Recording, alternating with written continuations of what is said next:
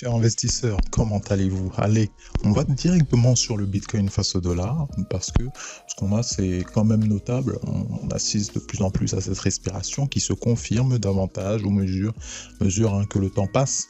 Donc, on va voir en détail ce qui se passe concrètement. Pour l'instant, nos indicateurs semblent témoigner véritablement de cette latéralisation. Notre fameux RSI qui nous faisait un beau rebond ces derniers temps nous fait actuellement un petit croisement donc vers la baisse. Là actuellement on se dirige de plus en plus vers le niveau des 60. Donc savoir qu'on est passé de 66 à 65, si ça continue comme ça, vous le savez, donc on va continuer à s'abaisser, mais ceci dit, il est toujours au-dessus de 50. Donc on le rappelle, on est en plein milieu du bull run. Pour l'instant, ce n'est pas fini, à moins qu'il y ait un signe noir, un événement majeur qui vienne casser toute cette dynamique. Mais bon, actuellement, on assiste toujours à une présence de hausse bien évidente. Regardez même où se trouve notre MACD. Ça fait depuis pas mal de temps que vous commencez maintenant à comprendre cet indicateur. Et certes, il nous a fait un croisement, mais il n'est pas encore acté, on le rappelle. On attend de voir actuellement si une résolution baissière semblera envisageable. Mais actuellement, vous le savez, c'est de la consolidation. Ça veut dire quoi? Ça latéralise complètement, c'est-à-dire que le prix ne fait que s'étaler sur une zone de prix bien définie dans la durée. Et c'est ce sur quoi actuellement on fait face. Donc, prenez le temps tout simplement de voir qu'il n'y a pas forcément d'inquiétude à avoir, d'accord? On est actuellement dans de la consolidation, ça va casser par le haut ou par le bas, mais en tout cas ça va casser et il y a plus de chances que ça casse par le haut. Donc allons en unité de temps journalière, d'accord?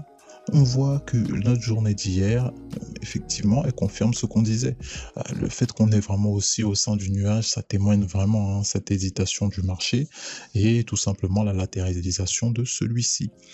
Prenez le temps de voir. On a cassé Tenkan et Kijun en même temps à la baisse. Bon. On va essayer de s'attarder actuellement sur aujourd'hui. On commence en hausse, on évolue aussi pas mal sur cette droite de tendance qu'on a tracée. On souhaite tout simplement que ça prenne une direction un peu plus prononcée. Il faudrait que actuellement soit on casse le nuage, les niveaux en tout cas sur lesquels on va s'attarder. Aujourd'hui, ça va être le niveau des 57 000, 58 000 comme vous voyez ici. Si on casse ce niveau-là, bien sûr qu'on va se diriger vers les 60 000. C'est assez évident en même temps. Il ne faut pas forcément chercher des complications. On va en travailler en ligne. Vous voyez ici ce niveau-là, ce niveau qui est juste ici, donc comme on l'a dit, 57, 58 000. Si on le casse, vous voyez, on va tout simplement aller sur ce niveau. Ça correspond à quoi? 60 000.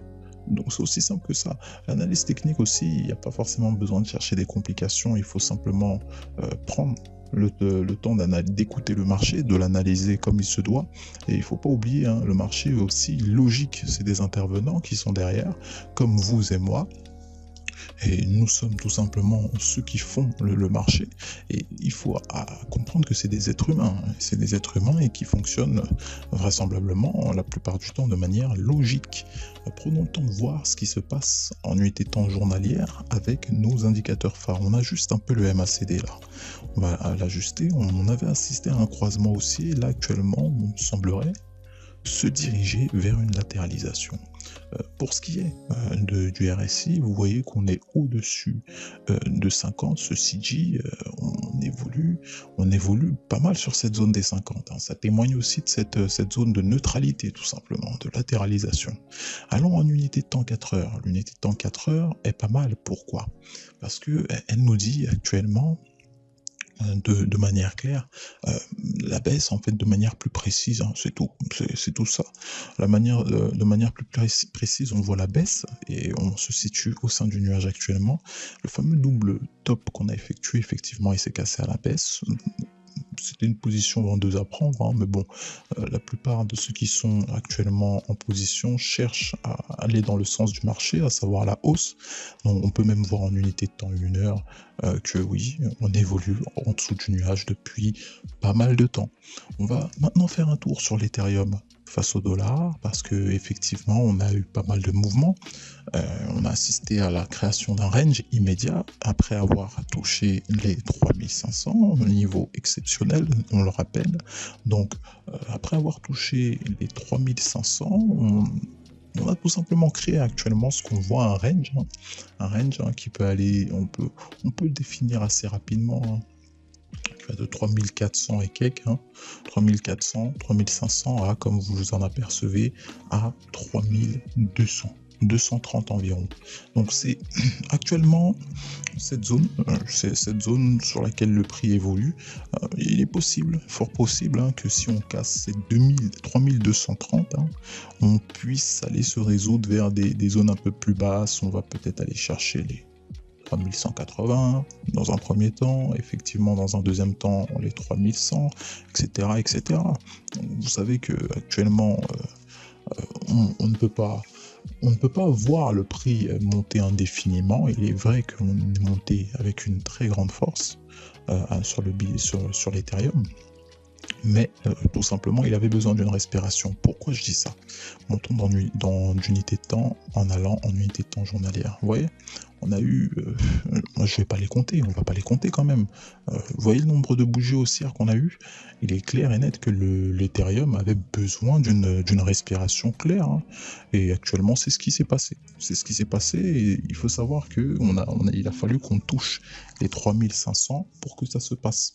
C'est tout simplement comme un signal, comme un stimulus, comme quoi voilà, c'est bon, on a atteint notre niveau qu'on voulait atteindre, maintenant on peut se reposer. Tout simplement, on a couru pour aller chercher les 3500, une fois qu'on les a touchés, c'était notre zone d'arrêt, premier arrêt, donc on a tout simplement respiré. Vous assistez là actuellement à la création d'une bougie témoin, c'est pour ça qu'on assiste tout simplement à la création d'un range dans les unités de temps inférieures. Et même, on va s'attarder rapidement sur nos indicateurs phares. Vous voyez que on est toujours haussier, bien que actuellement on assiste à une inclinaison du RSI, on est toujours bien au-dessus de 50. Et même notre semaine actuelle sur l'Ethereum face au dollar est d'autant plus haussière.